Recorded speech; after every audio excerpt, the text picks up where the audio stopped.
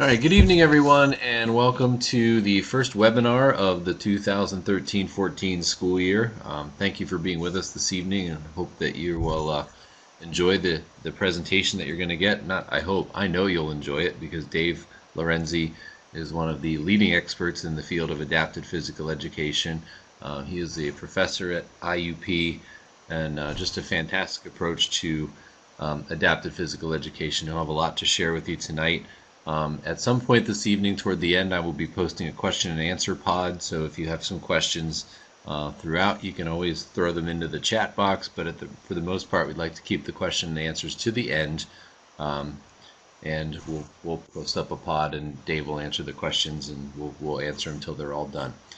Just a couple of quick announcements about upcoming events with Pennsylvania AFERT. If you haven't yet signed up for the convention, you definitely want to do that, especially if you're staying overnight. Hotel is filling up fast, so we want to make sure that if you do want a room, that you get your room reservation in soon, and that you do join us. That'll be the 21st to the 23rd down at Valley Forge Convention Center, and it's a casino too, so if you like to play games of chance, they will be available. Also at the convention, we'll be giving away our appreciation awards. If you have a colleague, a spouse, a friend, a relative who really just supports you in your career and probably doesn't get enough thanks, consider giving an appreciation award. They're only $20, which is basically the cost that it costs us to make them.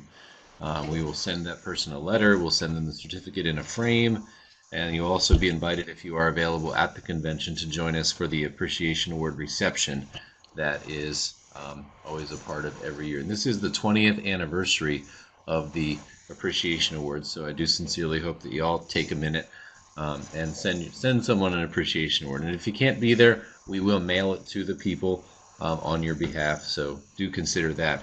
Our next webinar, part of our webinar series, will be December 4th. I'll actually be doing it. It'll be on using social media to promote your program, and I'll also be doing showing you a few apps that you can use in the physical education and health fields as well. And a couple of other webinars that we haven't confirmed dates on yet. We've confirmed the topics, but we haven't confirmed dates. We will be doing one on the new SLOs and new teacher evaluation as it connects to health and physical education. Looking like that's going to be sometime in January. Caroline Kaczynski will be a part of that, as well as possibly Dave Dietz from PDE. We are going to hold a series of town hall meetings this year to hear you, the members, and what we want to hear from you, the members, and see what your thoughts are, as well as our non-members, and that will be a free webinar kind of approach.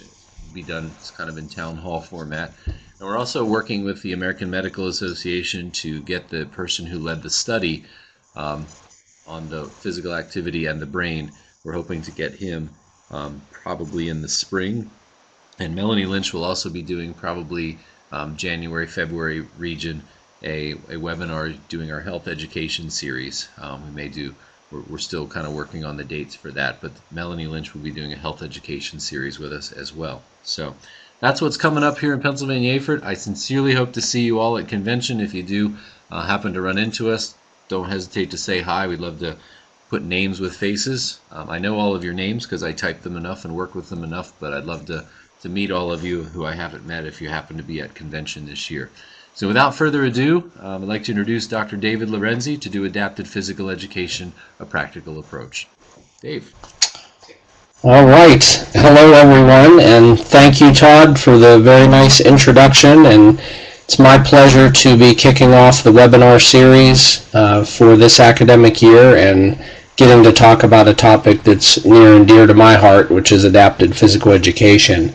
I just want to ditto what Todd said about the convention. As the current PSA for president, I hope to see all of you at the convention, and looking forward to a very good convention program. We actually have an adapted related keynote speaker this year, and it's kind of been my presidential theme to have some adapted programming taking place, and we'll talk a little bit more about that as the presentation unfolds. So let's go ahead and get started. What I see as the main objectives for this presentation tonight is to provide some awareness and knowledge related to adapted physical education for students with disabilities, talk about specific programming issues, some common issues that I see across the state, and as Todd said, I look forward to saving some time at the end for some interaction and question and answer session as well. Many of my presentations that I give on adapted physical education, I often use this quote. It's kind of a philosophy that I definitely agree with. All good physical education is adapted physical education. So if you think about what you know about special education and what you might know about adapted physical education, the whole concept of an individualized approach, meeting the needs of each student, I think you can relate to that quote and see where they're coming from with that. So let's get right into a little bit of what the law says regarding adapted physical education. And it's very interesting to note that physical education is one of the only subject areas that's specifically identified and defined in the Individuals with Disabilities Education Act, IDEA. So there's a long story that I won't get into tonight of how we possibly got our subject area in there, but we are in there, and that's a good thing. So this is the definition of physical education that's in the law, and I'm sure you're all familiar with that. But the second bullet there is the most important thing when we talk about what adapted physical education is. And it's simply, regular physical education that's been modified, changed, adapted specifically to meet the needs of an individual with a disability. Now, before we move any further, this is one of the key points that we're trying to clear up across the state, because a lot of IEPs in Pennsylvania have mistakenly marked physical education or adapted physical education as a related service and not a direct service. And that is false. The federal law, as you saw in the previous slide, specifically mandates physical education for all students with disabilities as a direct service, being taught by a certified physical education teacher. The other problem that we see related to direct versus related services, that some schools have tried to substitute physical therapy, occupational therapy, which are considered to be related services, as physical education, which obviously you cannot do that under the law because, again, it's a related service and not a direct service. So that's a common myth that's out there, and we're trying to spread the word on that and educate our teachers that if that's going on in their school, that's something they should be speaking with their administrators about. All right. So we talked about this law. We talked about the definition under the law. This Individuals with Disability Education Act was most recently reauthorized in 2004. It's currently undergoing another reauthorization. I'm not sure if that will come out in 2014. They've been working on it for a while now. But these are the 13 disability categories that are recognized under IDEA. So students that are diagnosed with any one or more of these conditions are eligible for services under the law. And you can see the list there, and it encompasses most of the common disabilities that you see. And I'll ask Todd to go ahead and put our first poll question of the evening up here for everyone to answer.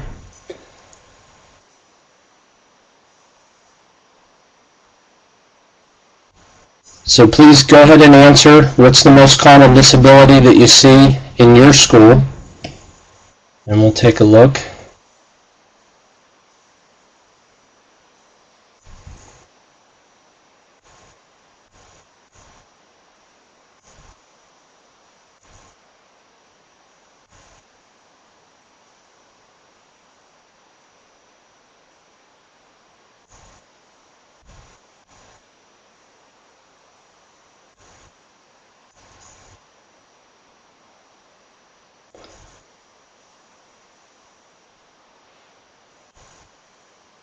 All right, looks like most of the votes have been cast. Maybe a couple more trickle in, but I think we have an overwhelming majority there. Looks like autism is the winner. Not surprised to hear that. We could probably do a whole separate webinar on autism. Todd, maybe we'll consider that for a future session and talk specifically about working with students with autism in physical education. So we've definitely seen a major increase in the number of school-age children diagnosed with autism or one of the autism-related conditions on the spectrum. Very interesting. All right. So we're going to talk about what might happen, because you might be thinking to yourself, I know children that have a different disability that doesn't show up on this list, but they're also eligible for special education services. So we'll address that question in a few slides here when we do some pre-planned question and answers. So let's start with some of these question and answers, and the first question that I pose for us is, how much physical education should a child with an identified disability receive? So you have a child who has a disability label receiving special education services. How much physical education should they get? And the answer is two parts here. First part, minimally, all right, they should receive at least the same amount of physical education that students without identified disabilities receive. The law does not specify where those physical education services should take place, so we're going to address placement in a moment. But equal, if we look at the number of minutes, students with disabilities should get the same number of minutes as other students. Now, that doesn't mean that schools cannot exceed that minimum amount, but you cannot have less. So obviously it'd be improper for a school to deny physical education for a student with a disability. Now, the second part of this is interesting, and I've seen a couple of cases related to this. There should also be equality in the curricular offerings. So it's kind of beyond the scope of this presentation tonight, but if we talk about what should be in an adapted physical education curriculum, so if you were teaching a segregated adapted PE class, the type of activities you offer, again, they're probably not going to be exactly the same as the regular or general physical education curriculum, but there should be some similarity. But the interesting cases I've seen have involved aquatics. So say, for example, your school has a pool and swimming is part of the regular physical education curriculum. In that case, swimming would also have to be made available to students with disabilities. Now, I've also seen it play out another way, where a school has a pool and maybe only uses it for competitive swimming and whatnot, but not as part of the PE curriculum, and parents have petitioned the school to offer aquatics for their child, demonstrated that their child would receive more benefits from aquatics than maybe some of the activities in the gym. So I have seen a few cases of that, but it just kind of goes back to this equality issue in the type of curricular offerings that your school makes. All right, so I alluded to this one. So let's talk a little bit about placement options. So what are some of the placement options in physical education for students with identified disabilities? Now, I've given you a big, long list of different potential placement options that are permissible under the law, and they range, if you look at this as a spectrum, from least restrictive to most restrictive. The regular PE class would be at one end of the spectrum, and then a adapted physical education, in a special circumstance in a hospital type setting. But if we focus mainly, in most places where I assume most of you are employed, you're looking at probably the first three placement options there: regular PE, part-time adapted, part-time regular PE, or part-time adapted, part-time regular PE, fixed schedule, flexible schedule. So some combination of the both. So Todd, if you would go ahead and put up our second poll question here. And this poll question is going to ask, in your school, what placement options currently exist for students with disabilities in physical education. So do you offer just regular physical education, just adapted physical education, or a combination of both?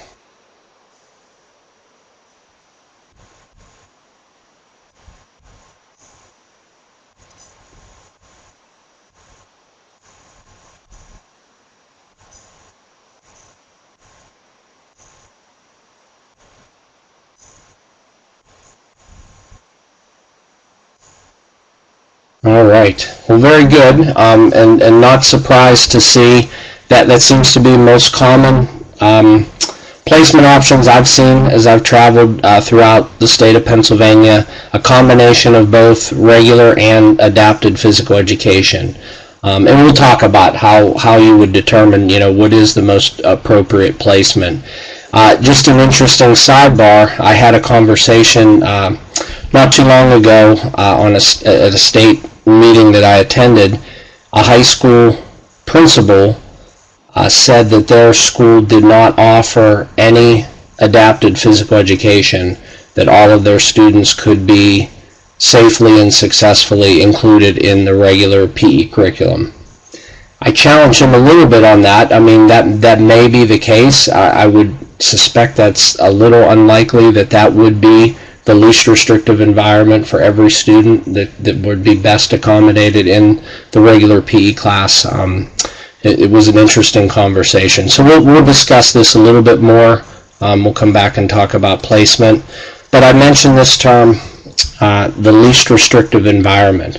So the federal law does not mandate inclusion. You don't see the word inclusion written into the law, but it does mandate this concept of least restrictive environment.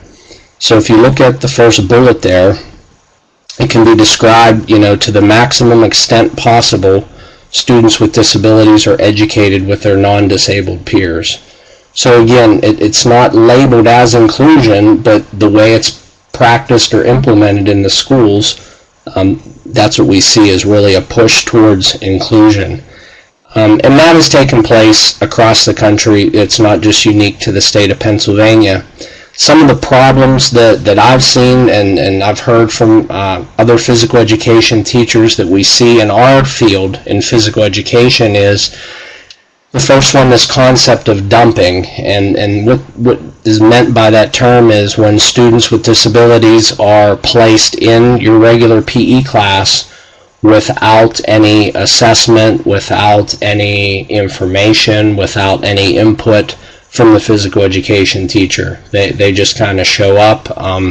You're not given much information, and it just makes a more challenging teaching situation. There's obviously a much better way to do that. The second bullet, I mentioned the no assessment. We're going to talk more about assessment in a moment. Not having a continuum of placement options. That's a problem in my eyes if the school does not offer other options. Teachers being poorly trained. I'm a university professor, and this is definitely something that we're trying to address in our teacher education programs.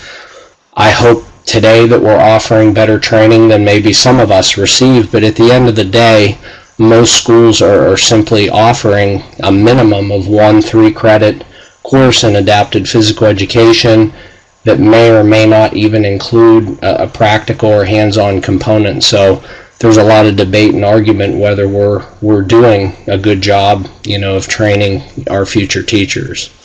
Another issue that I think some of you can relate to, especially if you teach at the secondary level, of large class sizes. Large class sizes can be difficult to manage on a good day, and having students with disabilities, with different needs, with potential behavior problems can make it even more challenging.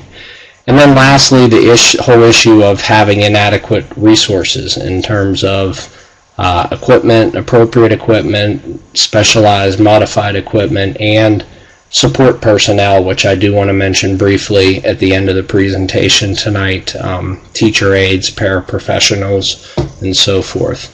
So these are some of the problems that we see.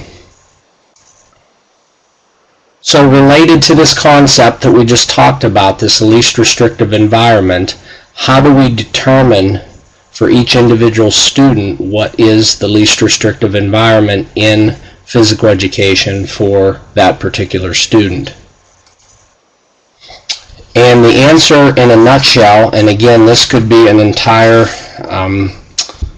webinar unto itself, is assessment. And I view this as one of the major problems in our state, and it goes back to that concept of dumping and why sometimes teachers feel like they're not involved in the process.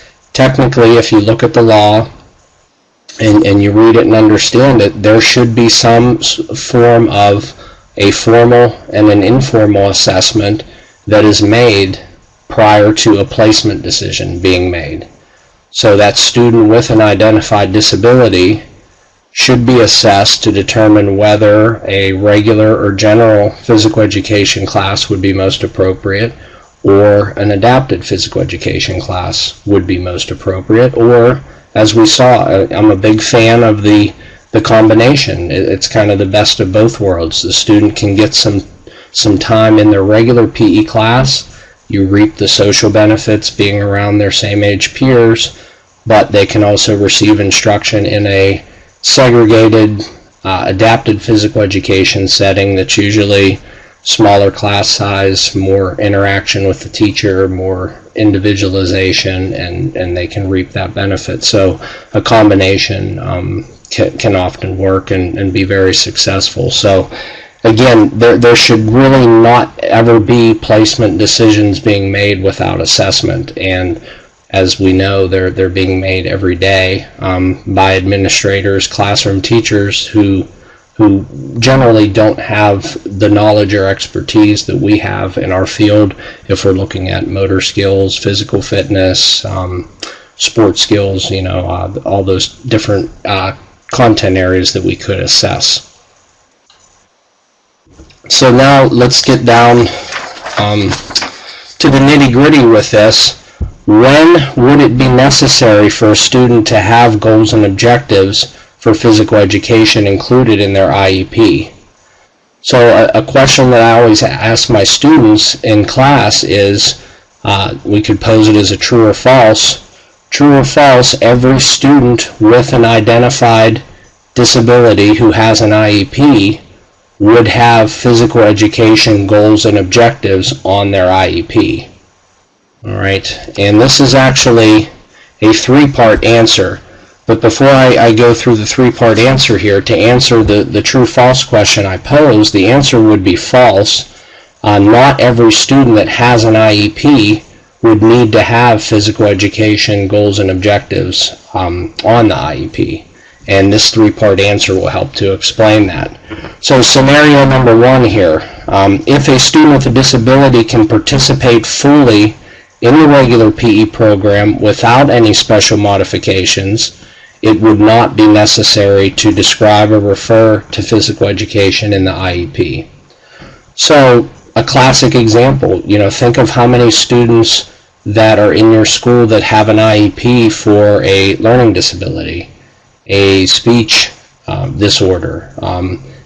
Generally speaking, those students rarely need modifications in physical education. They might need something in the health classroom or in the other academic areas, but they generally most likely wouldn't need anything in physical education. So that would be one scenario. Another scenario would be when we should provide adapted or modifications. Physical education should be adapted or specially designed if a student with a disability is not safe to be included, or is not making progress towards our state standards in the general physical education class. So in that case, it would be appropriate to identify annual goals, short-term objectives on an IEP, and possibly provide some adapted physical education programming for that student. Part 3 is kind of an expansion on Part 2, which we just talked about. If a student with a disability needs a specially designed physical education program, that program must be addressed in all applicable areas of the IEP. So if you've seen IEP forms, they generally have present level of educational performance, goals, objectives, a listing of all the services to be provided, and lots of other information. So physical education would be fully identified throughout the IEP in all appropriate areas. So those are the three scenarios that would help us to determine, when it would be necessary to have goals and objectives on an IEP for a student with an identified disability in physical education. Now, we do have other considerations. So if you remember earlier, the slide that identified the 13 different disability conditions identified under IDEA, and I said oftentimes students with other disabilities that you don't see on that list also receive special education services. So for example, you did not see ADD or ADHD on that list, but we certainly have many students with ADD or ADHD in the school that may be receiving special education services. So sometimes they can get services through what we commonly refer to as a 504 plan, and it's Section 504 of the Rehabilitation Act. Other students that might have a 504 plan could be students with chronic health conditions. So for example, I have a daughter in 8th grade who has type 1 diabetes, and my wife and I got her a 504 plan when she entered junior high last year in 7th grade. And while she certainly doesn't need any instructional modifications, the 504 plan kind of provides us with a legal safeguard that she's going to be allowed to check her blood sugar. The school's going to help in the monitoring of her diabetes condition and everything that goes along with that. And it was mainly advised for us to have a 504 plan as she gets into standardized testing, and if she needs to leave the room and check her blood sugar, and she's not going to be penalized, and she's not going to not have enough time to complete the exam and those types of things. So I just wanted to throw that in, that you do see students that not necessarily have an IEP, but maybe a 504 plan. And then there's special circumstances for students possibly with emotional behavioral disorders that you might see individualized behavior management plans, either as a standalone or as an add-on to an IEP.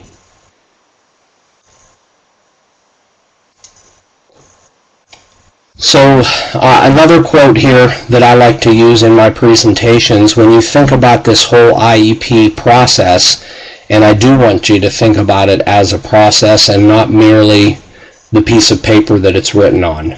I taught one of my first years of teaching in Georgia, and I just graduated from my master's program with a degree in adapted physical education, and gung-ho, ready to take on the world, and wanted to get involved in the elementary school I was at in the IEPs and sitting in on the IEP meetings, and was basically told by my principal, you're not going to be involved. We can't afford to get a substitute every time there's an IEP meeting, but I couldn't even be involved in setting the goals for the students. So the classroom teacher wrote the goals, and I quickly learned that the goals were meaningless. There would be fitness goals for a student. By the end of the school year, Jeff will be able to do 10 push-ups, and on the first day of class, we did a fitness test, and he did 25 push-ups, or whatever the case may be. So I quickly learned in that particular school that the IEP was simply a piece of paper, and it didn't have a whole lot of meaning. They kind of pulled it out of the file cabinet, blew the dust off of it, changed some goals, got some signatures, and put it back, in the drawer till next year. So I think it's we need to think of it as the process, and that leads us to the next slide, and how physical educators should be involved in the process. And if you look at the bullets here, they kind of take you from the beginning of the process to the end of the process in order. We should be helping to identify students that have special needs. There may be students in our class that have motor delays, and we may observe this informally, formally through assessment. So those could be students in addition to students who have already been identified. Again, performing an appropriate assessment, and then based on the assessment results, writing the annual goals and short-term objectives. And at the end of the day, being part of the IEP team, the multidisciplinary team, and hopefully helping to make the placement decision for physical education. And then obviously monitoring and revising as necessary. So in an ideal situation, this is what should be happening. So when I teach my students, this is what I tell them they should be doing. I tell them in reality, as we've already mentioned this evening, a lot of times we're left out of the process, even if we want to be involved in the process. So that's something that we need to continue to have a dialogue with our administrators and let them know that we do want to be part of the process. All right, so I told you I wanted to talk a little bit tonight about support personnel, because it's often a part of adapted physical education, and it's often a part of general physical education where a student with an identified disability may come to us with a teacher aide assigned to them or a paraprofessional. And these, aides or professionals can really be of great help and assistance to us. And oftentimes in the teacher education program, we don't really talk about working with paraprofessionals, and it's kind of a newer content area that we are starting to cover in adapted physical education to give a little bit of background. I've worked with many physical education teachers, and some have expressed frustration with the paraprofessionals in their school and working with them, and a lot of the problems I've seen have resulted from simply a lack of communication of what are the expectations, what does the PE teacher need from the paraprofessional, what level of support. And that's going to vary from case to case, from student to student. You may want that paraprofessional out on the gym floor participating with the student. You may want them in a given situation off to the side and only intervening as necessary, maybe to help redirect the student if it's a behavior issue and they're getting off task and so forth. But at the end of the day, we need to communicate that with the paraprofessional so we know what the expectations are. And if you look at some of the statistics regarding support personnel, only 43% of children with disabilities who have a paraeducator for support in academic classes also have the paraeducator in physical education. That's an interesting statistic, and you've got to ask the question, why is that the case? It should be clearly identified on the IEP when the paraprofessional will be with the student, in what subject areas and so forth. So often I found that it was written in the IEP that the paraprofessional should be accompanying the student to physical education, but the paraprofessional doesn't come. And that's when we teach our students about the chain of command and how you might handle a situation like that. If you ask the paraeducator why they're not coming, and they say, well, the classroom teacher needs me to stay back, it's their planning period, we're working on something, then talking to the classroom teacher, and then obviously, if you're not getting resolution at that level, then going to your building principal or administrator. But that's a problem as well, and it's usually dictated by what is written into the IEP, if the paraprofessional is to accompany the child to physical education. Obviously, the second bullet shouldn't be shocking to you. Only 16% of paraeducators have been trained in physical education. while we don't expect them to come in with a high level of training, what I have found in interacting with teachers and paraeducators, a lot of paraeducators have a negative attitude towards physical education, possibly because of their own experiences in their K-12 physical education, which is kind of a sad state of affairs. So they didn't have a positive experience as a student, and now in their job, they don't think too highly of physical education. So we need to do a little bit of education there, and telling them that this the field of physical education probably looks very different now, or hopefully looks different than when they were in school.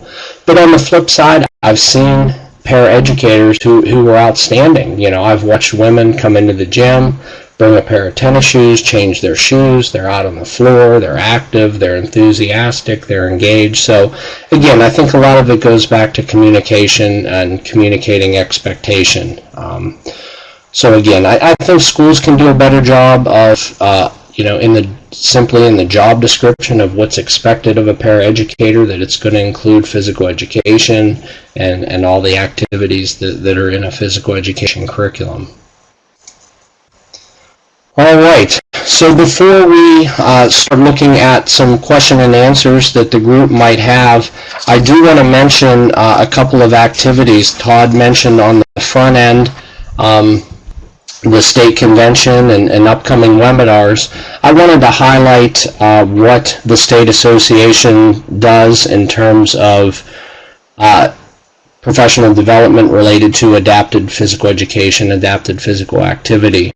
My presidential project this year was an adapted physical activity conference, and it was the first conference that we've ever held in the state devoted specifically to adapted physical activity, and that was at Westchester University in June, and we're going to run that conference again, and the date has not been set, but I think it's going to be a summer date as well, so look for that announcement to be coming.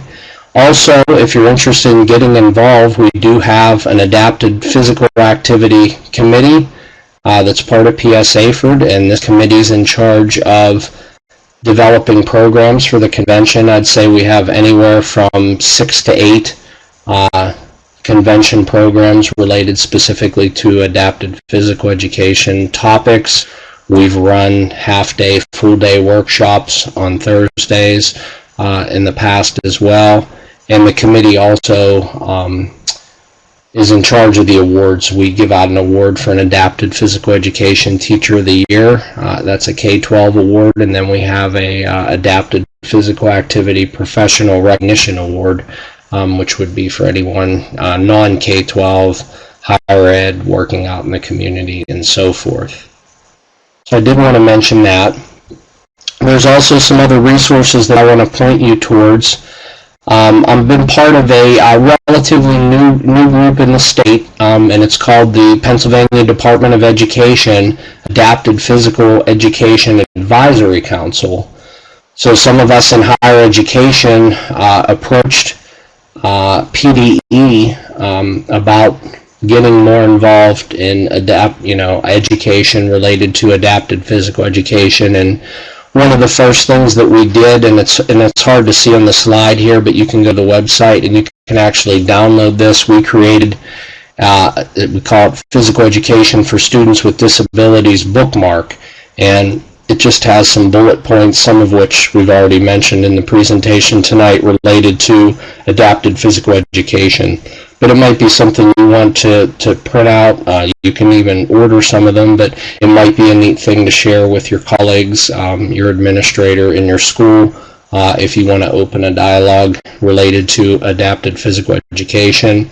If you go to the Patan website and search in their search box for adapted physical education, you'll find also a number of nice resources. They have some archive video presentations on a variety of adapted physical education topics that you can access, and other resources, internet resources as well. So there's some good information there, and they've been a very cooperative partner, both PS AFERD and PD have been working together for the last few years in this area.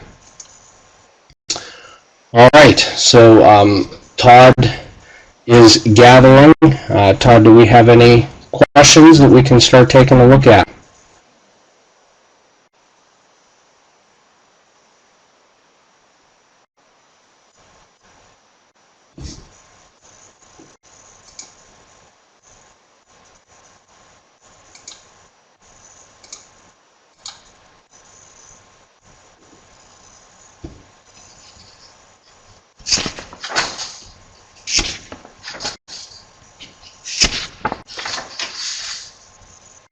And while we're waiting for some of the questions to come in, I did put my contact information on the last slide. I'd be glad to assist any of you individually if you have questions or specific scenarios at your school that you'd like to discuss. We can do it via email, telephone, whatever works for you, but I'd be glad to help out in that area.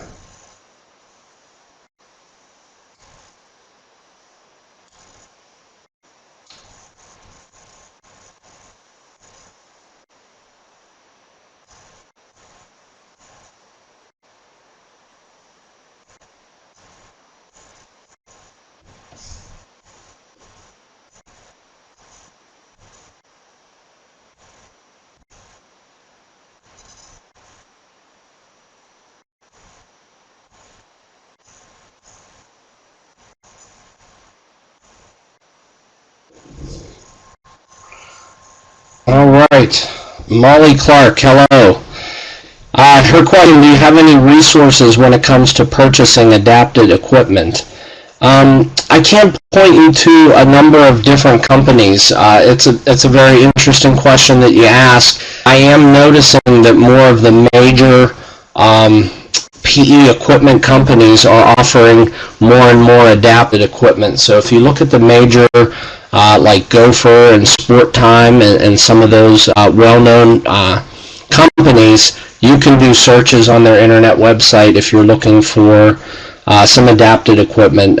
Some of the things off the top of my head that come to mind, like maybe a bowling ramp, if you're doing bowling as part of your curriculum, the balls that we use for goal ball, or if you want an auditory ball, the balls with the bells in it, or to try to do a game, you can get the blindfolds and different things like that. So I'm not sure what specific equipment you had in mind, but I think if you look, they're starting to offer more and more specialized equipment, even under the heading of adapted equipment. Sometimes it's just embedded in with the other equipment. But thanks for the question.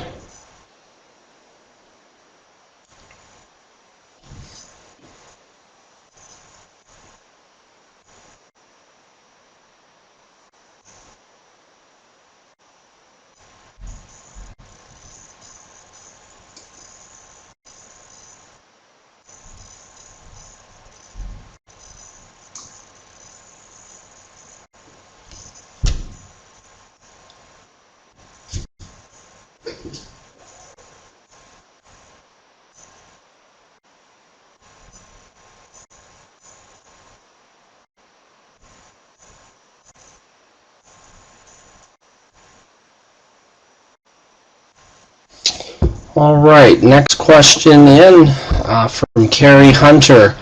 Are there any sample curriculums?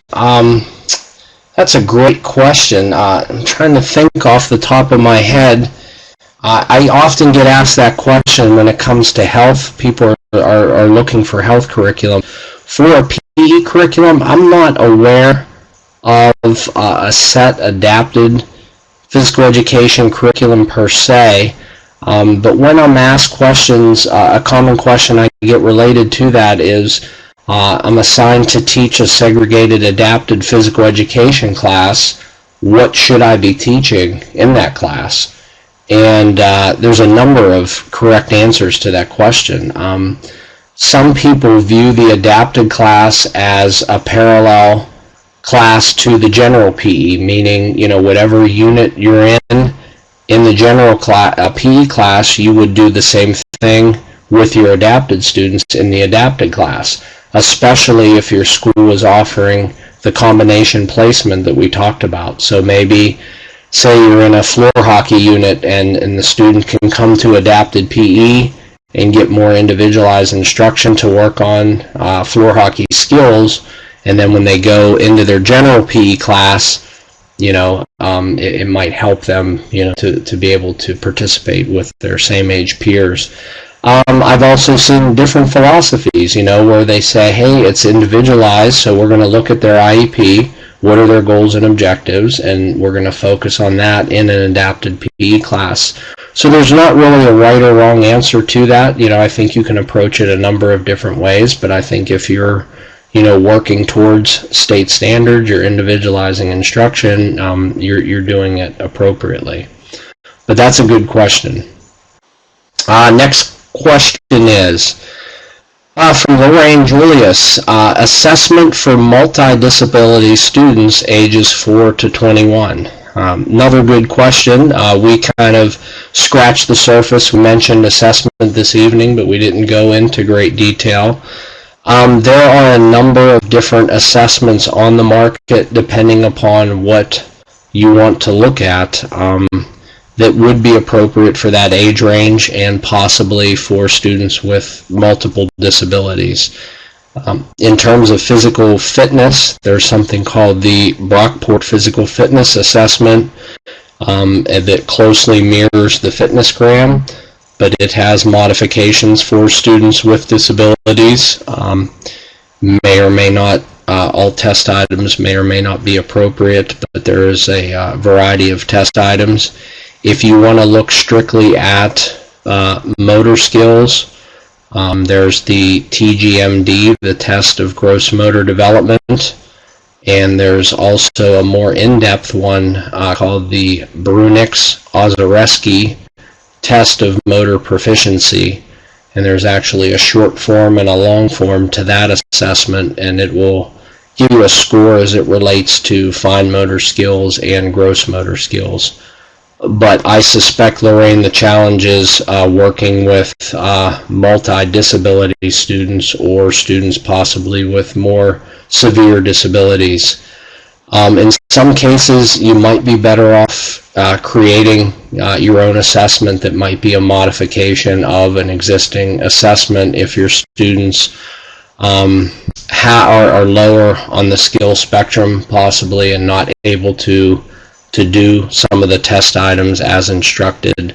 You may have to modify them to make it more appropriate for that population. But just off the top of my head, those are probably three of the most common assessment instruments I've seen used in the field, especially when it comes to making placement decisions, providing data for an IEP meeting, providing report possibly to share with parents, administrator, classroom teacher, etc. So thank you. Another very good question.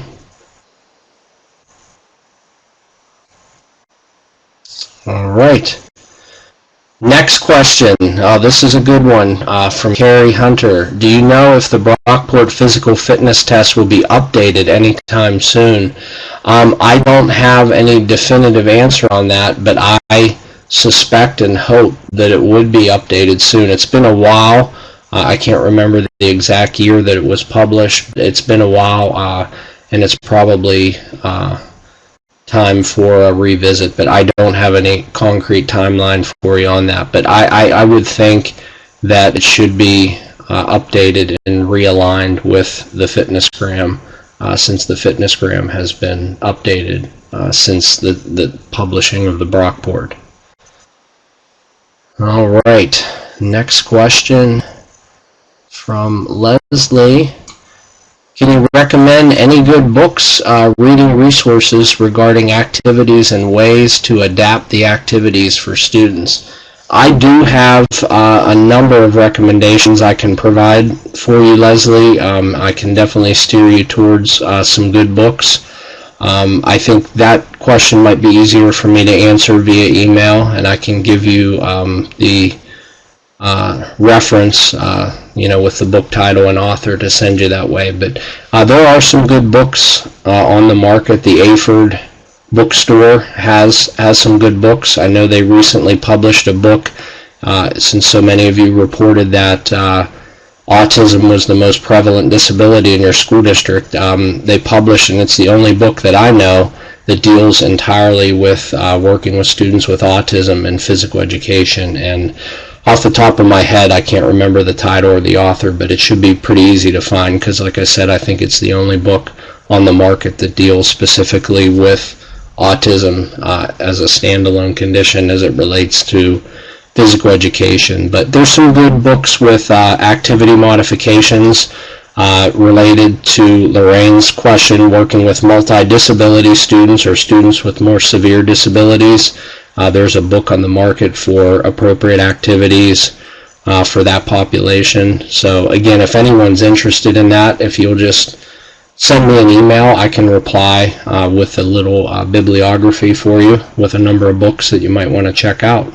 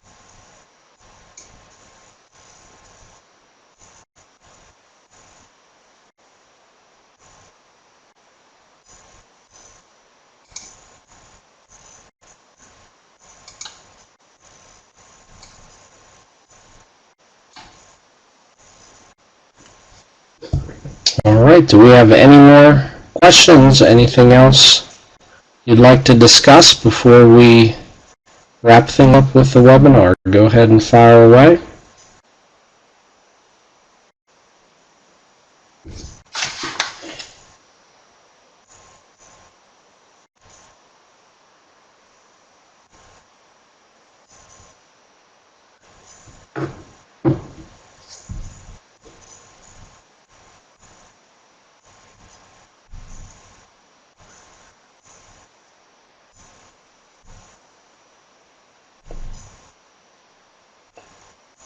All right, Todd, if there's no further questions, do we want to go ahead and wrap things up?